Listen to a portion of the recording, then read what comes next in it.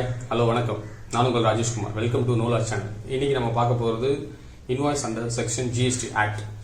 ஒரு ஜிஎஸ்டி இன்வாய்ஸில் என்னென்ன இருக்கணும், ஒரு கூட்ஸ் இருந்து வாங்கினீங்க அப்படின்னா அது ஜிஎஸ்டி இன்வாய்ஸ் எப்படி போடணும், அண்ட் ஒரு சர்வீஸை வாங்கினீங்க அப்படின்னா சப்ளை பண்ணீங்க அப்படின்னா அந்த இன்வாய்ஸ் என்னென்ன இருக்கணும்.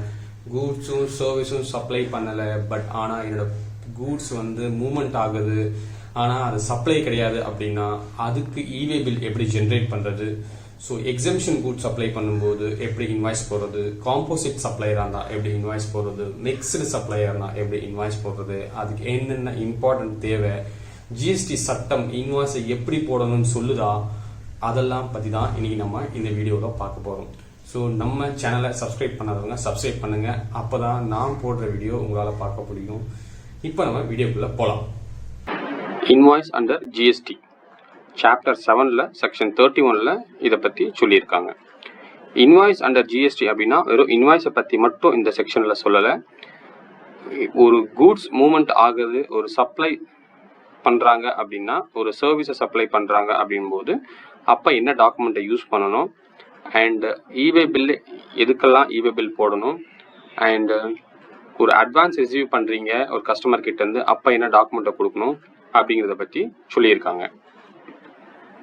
இப்போ நம்ம என்னென்ன டாக்குமெண்ட் இருக்குது, டைப் ஆஃப் டாக்குமெண்ட் இருக்குன்னு ஃபஸ்ட்டு பார்த்துருவோம். அதை பார்த்த அப்புறம் நம்ம நெக்ஸ்ட்டு அந்த டாக்குமெண்ட் எப்பப்போ யூஸ் பண்ணோம் அப்படிங்கிறத பற்றி பார்ப்போம்.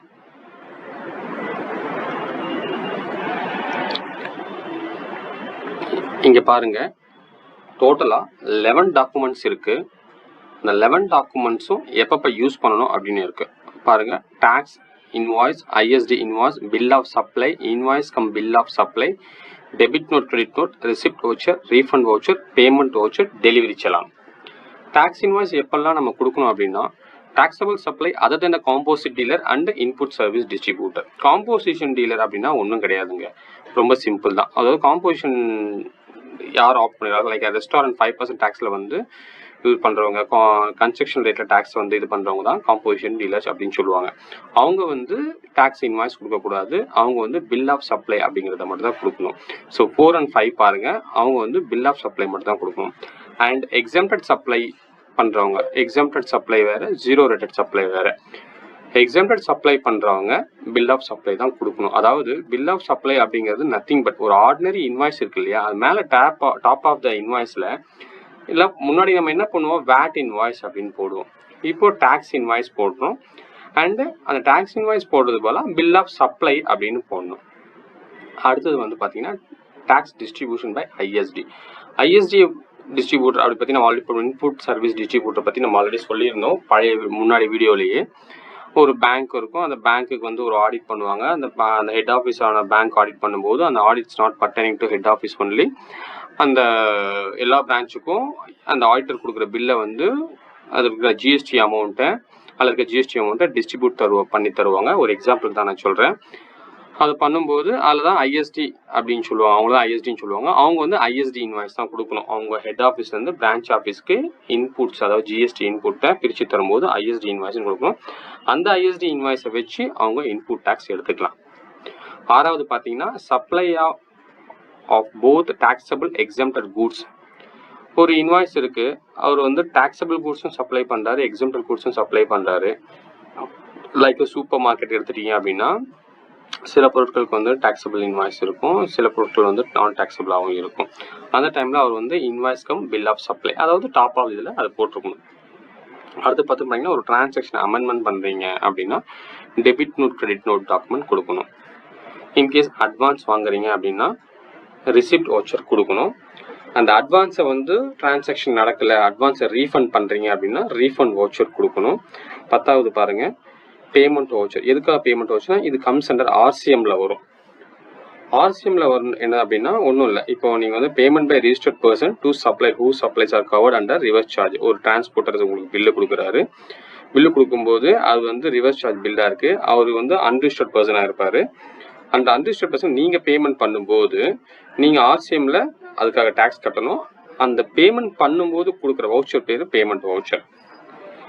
அதுக்கப்புறம் பார்த்தீங்கன்னா delivery challan, special transaction like job work, stock transfer, movement of goods for exhibition etcetera.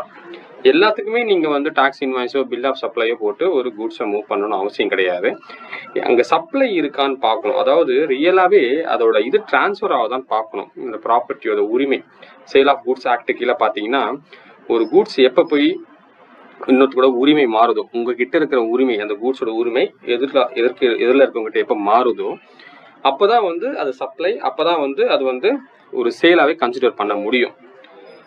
அதை மற்றபடி அது சேலாக கன்சிடர் பண்ண முடியாது. இதில் 11 பாயிண்ட்ல சொன்னீங்கன்னா job work, stock transfer, movement of goods, so இந்த மாதிரி வந்து சேல் ஆஃப் குட்ஸ் ஆக்ட் கீழே போகிறது, இதெல்லாம் வந்து டெலிவரி செலான் டாக்குமெண்ட் வச்சு நீங்கள் வந்து இது பண்ணிக்கலாம். கொஞ்சம் டீட்டெயிலாக இருக்குது பாருங்கள். Tax invoice. டாக்ஸ் இன்வாய்ஸ் எல்லாரும் கொடுத்துடலாமா? கொடுக்க முடியாது. யார் யாரெல்லாம் ஜிஎஸ்டியில் ரெஜிஸ்டர் பண்ணியிருக்காங்களோ அவங்க தான் டாக்ஸ் இன்வாய்ஸ் கொடுக்க முடியும். டாக்ஸ் இன்வாய்ஸ் யாருக்கெல்லாம் கொடுக்கலாம்? All registered person other than the supplier of exempted goods or service or both composition dealer shall issue tax invoice for making taxable supply of goods or services. So இங்கே பார்த்தீங்க அப்படின்னா registered person மட்டும்தான் tax invoice கொடுக்க முடியும். எதுக்கெல்லாம் கொடுக்கலாம்? ஒரு exempted goods இருக்கக்கூடாது, காம்போசிட் சப்ளையாக இருக்கக்கூடாது, அண்ட் சர்வீஸாக இருக்கக்கூடாது. இவர் வந்து மற்ற எல்லாத்துக்கும் டாக்ஸ் இன்வாய்ஸ் கொடுக்கலாம். ஸோ நெக்ஸ்ட் பார்த்தீங்க அப்படின்னா bill of supply. A registered person supplying exempted goods or services or both are paying tax under composition scheme. நான் முன்னாடி சொன்ன மாதிரி காம்போசிஷன்னா ஒன்றும் கிடையாது. இந்த மாதிரி கன்செஷன் ரேட்டில் வாங்குறவங்க காம்போசிட் பண்ணியிருக்கவங்க லைக் ரெஸ்டாரண்ட்டு சர்வீஸ்லேயே வந்து 18% டேக்ஸ் இருக்கவங்க இப்போ 6% டேக்ஸில் வந்து காம்போசிஷன் ஸ்கீமில் பண்ணுறவங்கலாம் வந்து பில் ஆஃப் சப்ளை அப்படிங்கிற கொடுக்கணும். இன்ஸ்டெட் ஆஃப் டேக்ஸ் இன்வாய்ஸ் பதிலாக பில் ஆஃப் சப்ளைன்னு கொடுக்கணும். ஸோ அடுத்து பார்த்தீங்க அப்படின்னா invoice cum bill of supply. இது யாருக்குன்னு சொல்லி முன்னாடியே சொல்லியிருந்தேன். A registered person making supply of goods or services or both to unregistered person like a supermarket. சூப்பர் மார்க்கெட்டில் போகிறவங்க யார் போவாங்க? எண்ட் யூசர் மட்டும்தான் போவாங்க. அந்த எண்ட் யூசர் வந்து ரிஜிஸ்டர்ட் பர்சனான்னு கேட்டிங்கன்னா அன்ரிஜிஸ்டர்ட் பர்சன். ஸோ அவங்களுக்குலாம் invoice cum bill of supply அப்படின்ட்டு கொடுப்பாங்க. Receipt voucher as usual advance வாங்கும்போது நம்ம யார்கிட்டலாம் அட்வான்ஸ் வாங்குறோமோ அவங்களுக்குலாம் ரெசிப்ட் வவுச்சர் கொடுக்கணும். அட்வான்ஸ் வாங்குறது வந்து நாட் ஓன்லி சர்வீஸ்க்காக அட்வான்ஸ் வாங்கினாலும் கூட்ஸ்க்காக அட்வான்ஸ் வாங்க கிடையாது. எதுக்காக நீங்கள் அட்வான்ஸ் வாங்கினாலும் அது வந்து ரெஜிஸ்டர்ட் பர்சனாக நீங்கள் இருந்தீங்க அப்படின்னா நீங்கள் வந்து கண்டிப்பாக அவங்களுக்கு அட்வான்ஸ் வவுச்சர் கொடுக்கணும். அந்த அட்வான்ஸ் வந்து டிரான்சாக்ஷன் எக்ஸிக்யூட் ஆகலை அப்படின்னும் போது அந்த அட்வான்ஸை திருப்பி கொடுக்கும் சமயத்தில் ரீஃபண்ட் வவுச்சர் கொடுக்கணும். அதுக்கடுத்து பேமெண்ட் வவுச்சர். பேமெண்ட் வவுச்சர் என்னது? அந்த ஆர்சிஎம்ல நான் சொல்லியிருந்தேன் இல்லையா, ஒரு டிரான்ஸ்போர்ட்டர் பில்லு கொடுக்கும்போது அவர் பேமெண்ட் பண்ணும்போது நீங்கள் கொடுக்க வேண்டிய வவுச்சர் பேமெண்ட் வவுச்சர். அடுத்தது என்ன சொல்லுது அப்படின்னா டெபிட் நோட். ஒன்றும் இல்லை, டெபிட் நோட் கிரெடிட் நோட்லாம் ஒன்றும் ரொம்ப சிம்பிள் தான். ஒன்றும் இல்லை, நீங்கள் ஒரு பொருளை சப்ளை பண்ணுறீங்க, பொருளை சப்ளை பண்ணும்போது ஒரு அதிகமாக சப்ளை பண்ணிட்டீங்க, ஒரு 100 பொருள் சப்ளை பண்ண வேண்டிய இடத்துல 110 பொருள் சப்ளை பண்ணிட்டீங்க. அந்த இன்வாய்ஸை கரெக்ஷன் பண்ணலாமா? இன்வாய்ஸ் கரெக்ஷன் பண்ண ஜிஎஸ்டி சட்டத்தில் அலவுட் இல்லை. நீங்கள் ஒரு டெபிட் நோட்டு தான் கொடுக்கணும். அதுக்கப்புறம் கிரெடிட் நோட். சப்ளை பண்ண 100 சப்ளை பண்ண வேண்டிய இடத்துல 90 சப்ளை பண்ணீங்க. இன்வாய்ஸ் கரெக்ட் பண்ணலாமா? கரெக்ட் பண்ணக்கூடாது. ஏன்னா 90 வந்து இருக்கிற பேலன்ஸ் டிஃப்ரென்ஸுக்கு நீங்கள் கிரெடிட் நோட் கொடுத்துடலாம். இதுதான் வந்து debit note, credit note. Delivery challan. எதுக்கு டெலிவரி செலான் யூஸ் பண்ணுவாங்க? நான் சொன்ன மாதிரி transportation of goods of job work. சில இடத்துக்கெல்லாம் நீங்கள் பாருங்கள், இங்கே கீழே போட்டிருக்காங்க supply of liquid gas where the quantity at the time of removal from the place of business of supply is not known. அது ரொம்ப சிம்பிள். இப்போ கேஸ் பூமியிலேருந்து ஒரு கேஸை தோண்டி எடுக்கிறாங்க அப்படின்னா அங்கேருந்து அதை வந்து ப்ராசஸிங் எடுத்துகிட்டு போகும்போது உங்களால் வந்து எவ்வளோ கூட்ஸ்னு தெரியாது, எவ்வளோ குவான்டிட்டி எடுத்துருக்காங்கன்னு தெரியாது. ஒரு டேங்கர் லாரில் போட்டு எடுத்துகிட்டு போவாங்க. அந்த டைம்லலாம் வந்து நீங்கள் வந்து இது பண்ணவே முடியாது, ஒரு இன்வாய்ஸோ இந்த ஒரு டாக்குமெண்ட். அதனால ஒரு டெலிவரி சேனல் மாதிரி ஒரு டாக்குமெண்ட்டை போட்டுட்டு நம்ம போகிறோம். அடுத்தது பார்த்தீங்க அப்படின்னா டேக்ஸ் இன்வாய்ஸில் ரொம்ப முக்கியமாக நம்ம கவனிக்க வேண்டியது, டேக்ஸ் இன்வாய்ஸஸில் முக்கியமாக நம்ம ரொம்ப கவனிக்க வேண்டியது ஃபஸ்ட்டு அது சப்ளையான்னு பார்க்கணும். சப்ளை அப்படின்னா மூமெண்ட் ஆஃப் கூட்ஸ், அதாவது உங்கள் குடோன்லேருந்து உங்கள் பிளேஸ்லேருந்து அது போகிறதான்னு பார்க்கணும். நெக்ஸ்ட் பார்த்தீங்க அப்படின்னா அது டாக்ஸபிளா ஆர் எக்ஸம்டடா, இந்த 2 விஷயம் பார்க்கணும். அதுக்கடுத்து பார்த்தீங்கன்னா சிங்கிள் சப்ளையா இல்லை மோர் தென் ஒன் சப்ளையா? மோர் தென் ஒன் சப்ளைனா ஒன்றும் கிடையாது. இன்கேஸ் ஆஃப் வந்து கண்டினியூஸாக உங்கள் ஆஃபீஸ்க்கு வந்து உங்கள் வீட்டுக்கோ தண்ணி கேன் போடுறான்னு வச்சுக்கோங்களேன், அவர் டெய்லி போடுவார், இல்லை 2 days ஒன்ஸ் போவார், அது மோர் தென் ஒன் சப்ளையாக இருக்கும், இல்லை கண்டினியூஸ் சப்ளைன்னு சொல்லலாம். சிங்கிள் சப்ளைன்றது ஒன் டைம் வந்து மந்த்லி ஒன்ஸ் ப்ரொவிஷன் வாங்குறது நம்ம வச்சுக்கோங்க. இப்போ மோர் தென் ஒன் சப்ளையாக இருந்துச்சு அப்படின்னா அது காம்போசிட்டாக மிக்ஸ்டு சப்ளையான்னு பார்க்கணும். புரிஞ்சுதா உங்களுக்கு? காம்போசிட்டாக சப்ளையாகவும் இருக்கலாம், ஒரு மிக்ஸ்டு சப்ளையாகவும் இருக்கலாம். அடுத்தது வந்து கூட்ஸா சர்வீஸான்னு பார்க்கணும். இதை மட்டும் நீங்கள் கான்சன்ட்ரேட் பண்ணுங்க. இந்த டாக்ஸ் இன்வாய்ஸ் போடும்போது இந்த 5 விஷயத்த மைண்டில் வச்சுட்டு பண்ணுங்க. அடுத்து பார்த்தீங்கன்னா மூவ்மெண்ட் ஆஃப் கூட்ஸ் அப்படின்றது ஒன்றும் இல்லை, அதை நான் சொன்ன மாதிரி அந்த இது எப்போ மூவ் ஆகுதோ அப்போ தான் நீங்கள் இன்வாய்ஸ் பண்ணணும். கீழே ஒரு நல்ல எக்ஸாம்பிள் கொடுத்துருக்கேன் பாருங்கள். உங்களுக்கு கொல்கட்டாலேருந்து ஒரு மொபைல் ஃபோன் வாங்குறதுக்காக வந்து ஒரு 10,000 ரூபாய்க்கு மொபைல் ஃபோன் வாங்குறதுக்காக மிஸ்டர் சி டெல்லியில் இருக்கிறவர்கிட்ட வந்து 15 பிப்ரவரிக்கு வந்து இது பண்ணுறாரு. எப்போ கொடுக்குறாரு? 15 பிப்ரவரி டெலிவரி பண்ணணும். 15 பிப்ரவரிக்குள்ள வந்து டெலிவரி பண்ணுறாரு. அவர் ஆர்டர் எப்போ கொடுத்துருக்கா? 1 பிப்ரவரி கொடுத்துட்டாரு. ஆனால் அக்ரி எப்போ பண்ணுறாரு? நான் 17ஆம் தேதி டெலிவரி பண்ண அக்ரி பண்ணுறாரு. நல்லா பாருங்க, 1 பிப்ரவரி வந்து கொல்கட்டாவில் வந்து ஒரு ஆர்டர் போகுது. 17 பிப்ரவரி சப்ளை பண்ணுறேன்னு பண்ணியிருக்காரு. பட் 15 பிப்ரவரியே சப்ளை பண்ணிட்டாரு. இங்கே வந்து மூவ்மெண்ட் ஆஃப் கூட்ஸ் 17th கிடையாது, 15th தான். But as per document as per is agreed வந்து 17th பிப்ரவரி. 15th பிப்ரவரியே மெட்டீரியல் டெலிவரி ஆனதால நீங்கள் 15th பிப்ரவரி தான் டேட் ஆஃப் இன்வாய்ஸ் நீங்கள் கொடுக்கணும். ஸோ எப்போ இன்வாய்ஸ் பண்ணணும், கூட்ஸில் எப்போ இன்வாய்ஸ் பண்ணணுன்றதை தெரிஞ்சுக்கிறது ரொம்ப important. In case of continuous supply இருக்குன்னு வச்சுக்கோங்களேன், நான் சொன்ன மாதிரி water can business and construction field and ஒரு நிறைய விஷயங்கள் இருக்குது கண்டினியூஸ் சப்ளையில். மந்த்லி ஒன்ஸ் வந்து ஸ்டேட்மெண்ட் மாதிரி வாங்கியோ அதுக்கு பேமெண்ட் பண்ணலாம், இல்லை பீரியாடிக் அது நீங்கள் ஃபிக்ஸ் பண்ணிக்க வேண்டியது 15 days 1 week அதுக்குள்ளே வச்சுட்டு நீங்கள் ஒரு இது பண்ணிக்க வேண்டியது. கீழே பாருங்கள், ஒரு எக்ஸாம்பிள் கொடுத்துருக்கேன். XYZ construction company regularly receiving river sand and bricks from its supplier. Successive statement of accounts are issued by the supplier fortnightly. Invoice is to be raised before or at the time of issuance of statement of accounts by the supplier. So payment கொடுக்கும்போதும் இல்லைன்னா at the time of அந்த statement வாங்கும்போதும் நீங்கள் invoice வந்து கண்டிப்பாக rice பண்ணி இருக்கணும். இருந்தால் தான் நீங்கள் வந்து அந்த இது முடியும். அடுத்தது பார்த்தீங்க அப்படின்னா goods sent on approval for sale or return basis. இது சேல் ஆஃப் கூட்ஸ் ஆக்ட் கீழே வருங்க. இது வந்து பெரிய subject. Goods sent on approval for sale of return basis பற்றி படிக்கணும்னா கூட்ஸ் அந்த சேல் ஆஃப் கூட்ஸ் ஆக்ட் கீழே எடுத்து படிச்சிங்கன்னா ஒரு பெரிய சப்ஜெக்ட் இது. இது யாரெல்லாம் ஃபாலோ பண்ணுவாங்க அப்படின்னா அந்த கோக் கம்பெனி, பெப்சி கம்பெனி, பெரிய பெரிய கார்பரேட்ஸ் என்ன பண்ணுவாங்கன்னா ஒரு கடைக்கு போவாங்க, கடைக்கு போட்டு அவங்க பொருளை வந்து டிஸ்பிளே பண்ணிடுவாங்க. டிஸ்பிளே பண்ணிட்டு அதுக்கான காசை வாங்க மாட்டாங்க. அந்த பொருளை விற்றதுக்கு அப்புறம் அதுக்கான காசை வாங்குவாங்க. ஸோ இங்க வந்து ஒரு சூப்பர் மார்க்கெட்லயோ ஒரு அண்ணாச்சி கடையிலயோ போயிட்டு ஒரு கோக் கம்பெனி அவங்க ப்ராடக்டை டிஸ்பிளே பண்றாங்க. இங்க வந்து உரிமம் மாறல. அந்த கோக் கம்பெனியோட உரிமம், அதாவது அந்த இது வந்து மாறல. அந்த ப்ராடக்ட்டுக்கான ரைட்ஸ் வந்து மாறல. எப்ப மாறுது அப்படின்னா அந்த சூப்பர் மார்க்கெட்டுக்கு ஒரு கஸ்டமர் போயிட்டு எப்ப வந்து பொருளை எடுத்துக்கிறாரோ, அந்த பொருள் எப்ப விற்கிதோ அப்பதான் மாறுது. அப்ப கோக் கம்பெனிக்காரங்க கார்பரேட்ஸ் என்ன பண்ணுவாங்கன்னா எப்ப வந்து பொருள் விற்குதோ அப்ப இவங்க இன்வாய்ஸ் ரைஸ் பண்ணிப்பாங்க.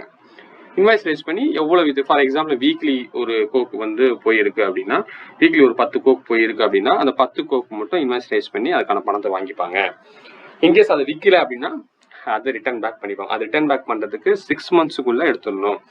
அதுக்கு டைம் லிமிட் வந்து ஜிஎஸ்டியில் சொல்லியிருக்காங்க. 6 மாசத்துக்குள்ள ஒரு பொருளை டிஸ்பிளே பண்ணிங்கன்னா sale on goods sent on approval for sale or return basis காமிச்சிங்கன்னா 6 மாசத்துக்குள்ள நீங்கள் எடுத்துக்கணும். இதுதான் வந்து கூட்ஸ், இந்த கூட்ஸ் சென்ட் ஆன் அப்ரூவல் பேசிஸில் ஒரு கிளியராக சொல்கிற ஒரு விஷயம். Delivery challan. Okay, delivery challan பற்றி நம்ம சொல்லியிருந்தோம் இல்லையா, இதுக்கு முன்னாடி ஜாப் ஒர்க்குக்காக பண்ணலாம் அப்படின்னு சொல்லிட்டு. இன்னொரு எக்ஸாம்பிள் இங்கே பாருங்க. இப்போ வந்து ஒரு ஆர்டிஸ்ட் இருக்காரு.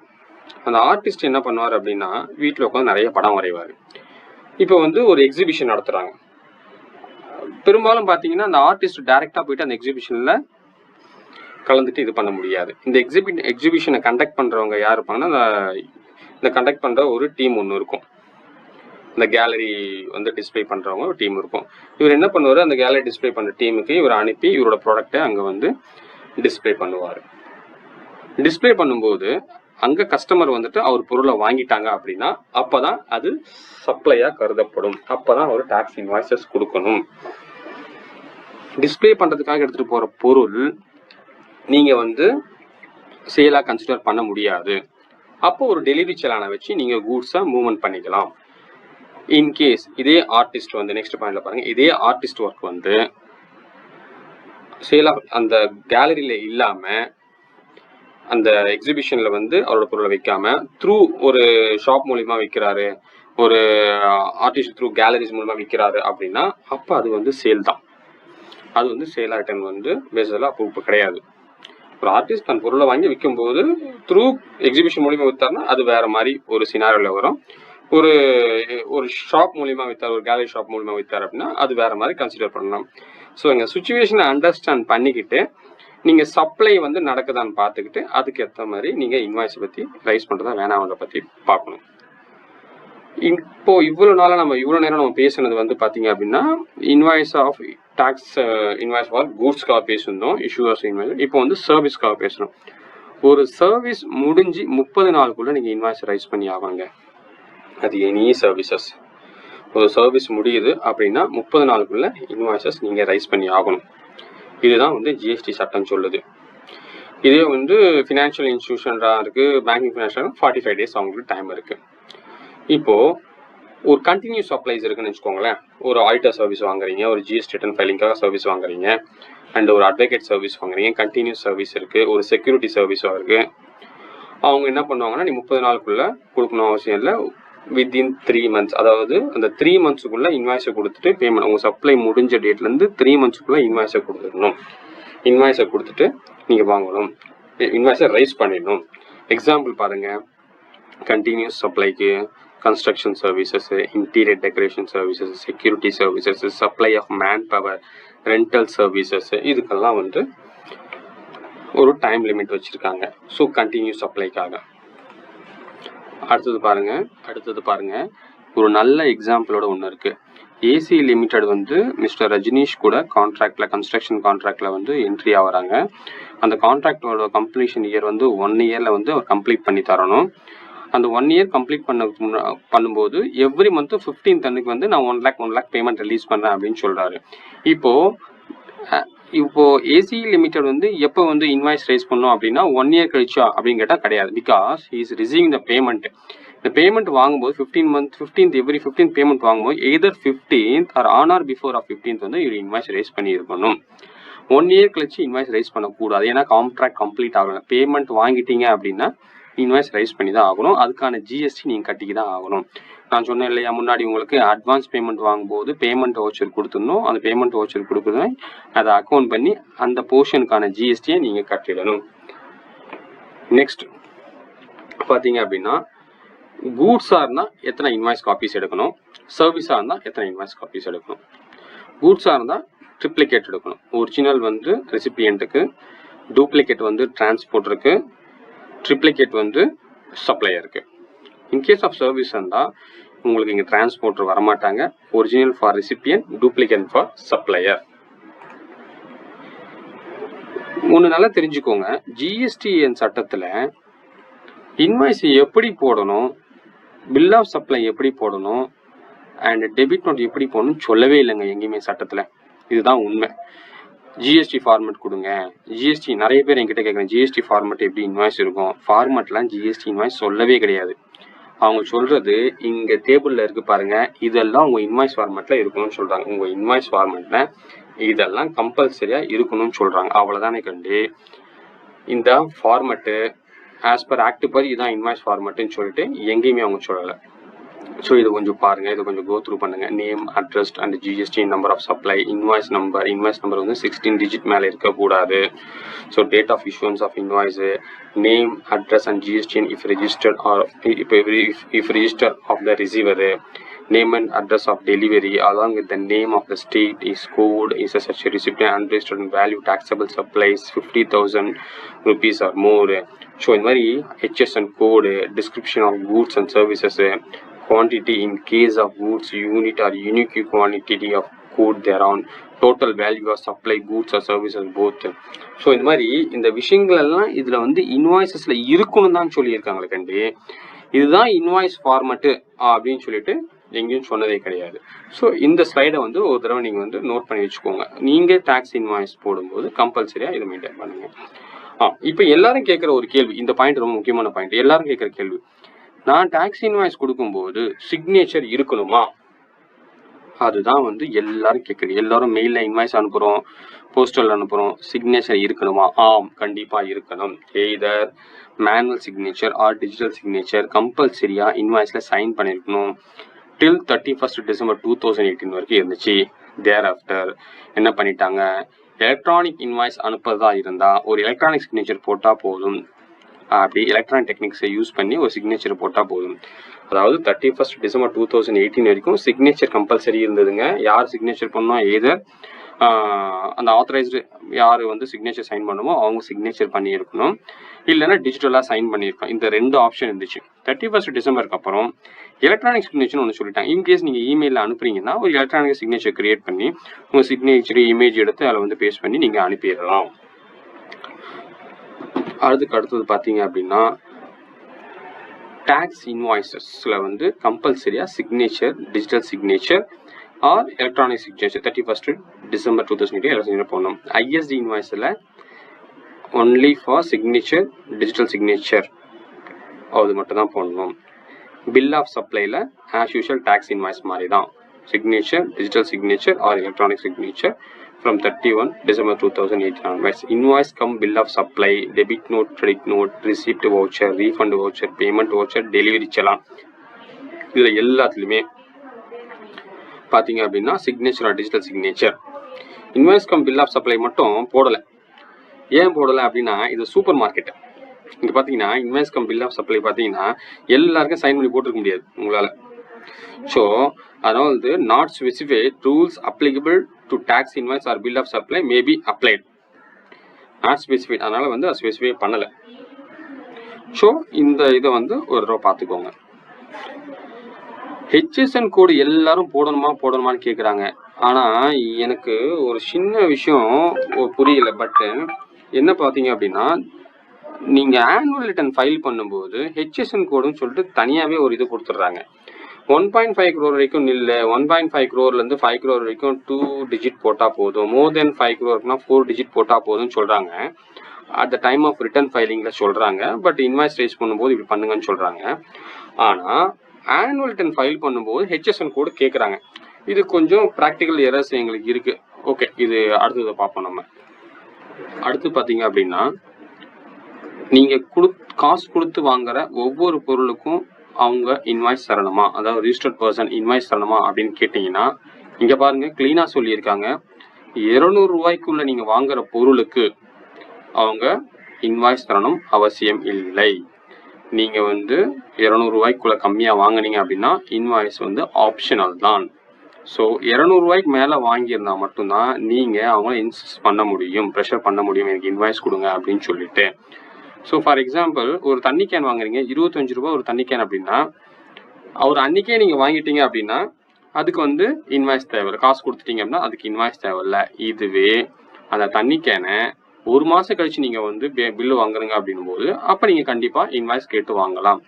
நீங்கள் எவ்வளோ வேல்யூ கொடுத்து வாங்குறீங்க அப்படிங்கிறதான் ரொம்ப இம்பார்ட்டண்ட். இது வந்து யார் யாருக்கு பொருந்தாது அப்படின்னு பார்த்தீங்கன்னா எக்ஸிபிஷன் நடத்துகிறவங்களுக்கு, சினிமா தியேட்டர்ஸ்க்கெலாம் இது பொருந்தாது.